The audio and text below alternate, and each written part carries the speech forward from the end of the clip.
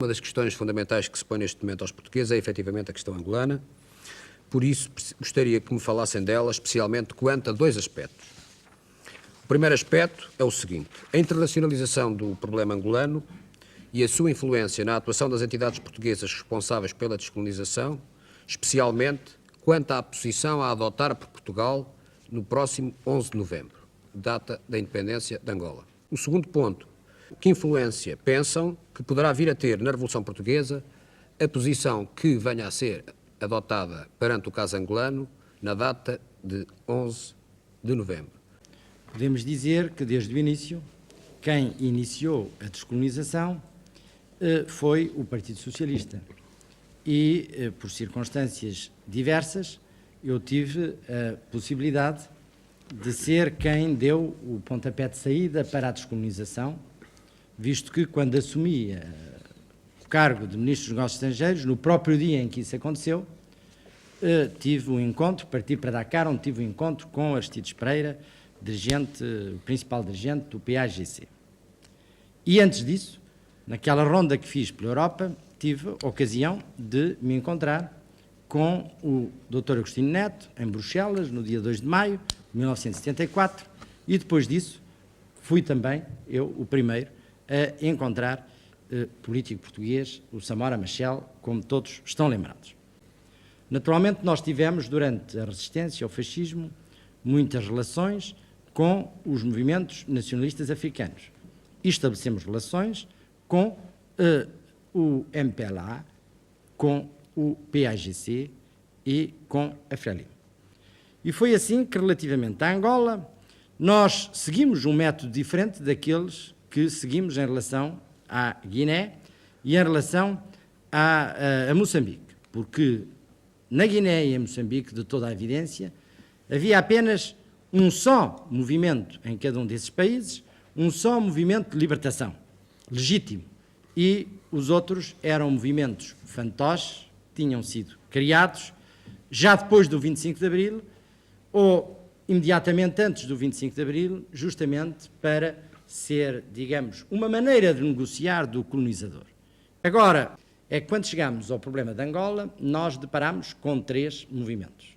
Movimentos com implantação diferente, com expressões diferentes, com raízes e apoios diferentes, mas que existiam, todos eles. E se nós queríamos terminar a guerra, tínhamos que negociar com os três movimentos. Fizemos-lo com a ajuda diplomática de países amigos, alguns países socialistas, do Vaticano, de países da OA, fizemos-lo através de uma diplomacia bastante intensa na ONU e chegámos a estabelecer relações com os três movimentos e, a pouco, concertá-los na ideia de se sentarem à mesma mesa e fazerem um acordo connosco. O Estado português comprometeu-se nesse acordo, no sentido de dizer que agora, depois do Estado português ter negociado com os três movimentos de libertação, de ter firmado com todos eles um acordo, de todos eles se considerarem aos outros legítimos para firmarem esse acordo, não é ao Estado português que incumbe vir agora escolher entre os movimentos e dizer: nós reconhecemos que este só é que é o legítimo representante do povo de Angola, quando justamente em Alvor dissemos o contrário, que os legítimos representantes de Angola eram os três movimentos. Quem tem que decidir da sorte de Angola, em última instância, é o povo angolano. E não somos nós que nos devemos sobrepor à vontade do povo angolano e estar a dizer qual é o movimento bom e quais são os outros movimentos que não são bons. No que respeita ao processo de descolonização, tenho que dizer que o processo de descolonização não foi dirigido pelos governos. Portanto, se o povo português ainda não sabia, pois pode ficar a saber neste momento que há uma comissão de descolonização a quem cabia a direção desse processo e que o governo passavam-se meses inteiros sem ter sequer a informação do que fazia o Ministro dos Negócios Estrangeiros quando se deslocava para esse efeito. E disso não era dado contas nenhumas ao governo. O governo era segregado completamente das questões da resolução do problema da descolonização. Havia uma comissão de descolonização composta pelo Presidente da República, enfim, pelo Ministro dos Negócios Estrangeiros, mais alguns membros dessa comissão, que dirigia a seu belo prazer a descolonização sem dar nenhuma satisfação. Não esquecerá o movimento de das Forças 3 em 3 Armadas. meses, de 4 em 4 meses, e o movimento das Forças Armadas fazia parte desse movimento, é evidente.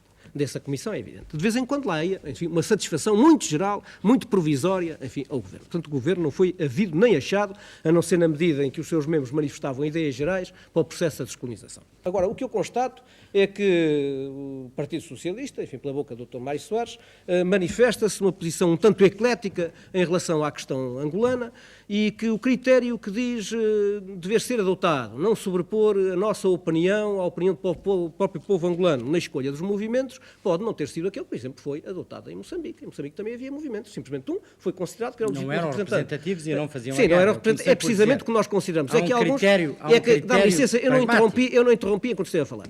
Portanto, em relação a esse tal critério que parece que não é válido para Angola, foi válido para Moçambique. E neste momento nós estamos a ver que há, na verdade, um movimento que, até pelo apoio popular que desfruta e que mostra na sua vida diária, é um movimento que luta efetivamente pela libertação do povo de Angola, que está à frente dessa luta por libertação. E há, na verdade, uma ingerência do Norte, enfim, que conhecemos todos muito bem quem é que está por trás daquilo e que procura, não é, de certeza, a independência do povo de Angola. Nós, comunistas, tomamos a responsabilidade de dizer, a nosso ver, quem representa os interesses do povo de Angola é o MPLA.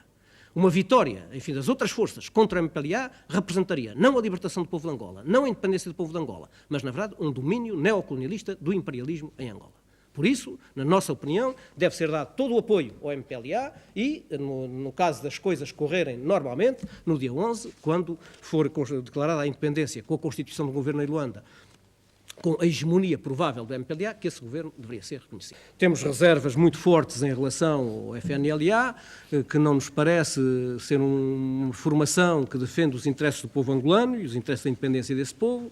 Em relação à UNITA, há também reservas conhecidas e, portanto, pensamos que a solução do problema angolano deveria ser, no dia 11, a entrega, a transmissão dos poderes ao governo formado na base do MPLA e de outras forças que quisessem participar com o MPLA nesse governo. Portanto, pensamos que no dia 11 essa deveria ser a solução. No dia 11, a ser transmitidos os poderes ao governo que se forma em Luanda na base fundamental do MPLA e daqueles que com ele se associarem na formação desse governo. Se o MPLA continuar combatendo com a coragem que tem mostrado e com o apoio de massas consideráveis do povo angolano, se conseguir vencer as dificuldades de ordem militar, enfim, dos dias próximos, teremos no dia 11, assim o esperamos, um governo constituído na base fundamentalmente do MPLA que merecerá o direito ao reconhecimento pelo Estado português, como certamente terá o reconhecimento de muitas dezenas de Estados em todo o mundo.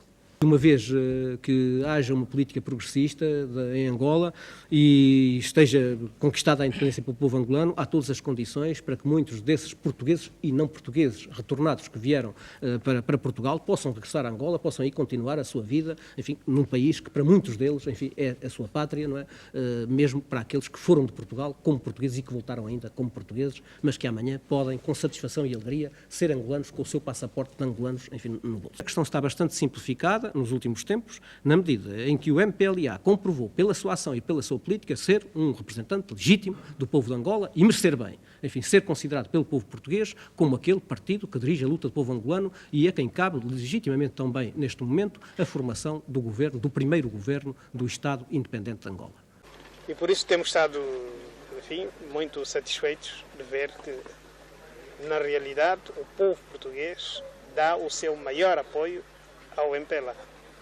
Dá quase completamente o seu apoio ao MPLA. Eu só quero fazer uma nota, temos que passar a um outro assunto, mas teria sido interessante que o Sr. Doutor, no momento dos acordos de Alvor, dissesse isso que aqui está a dizer, neste momento. Porque nessa altura é que era o momento de dizer, não há razão nenhuma para fazer os acordos de Alvor, porque os movimentos que aí estão são movimentos de fantoches que assinaram com o Estado português, não representam coisa nenhuma e, portanto, não temos que fazer esse acordo.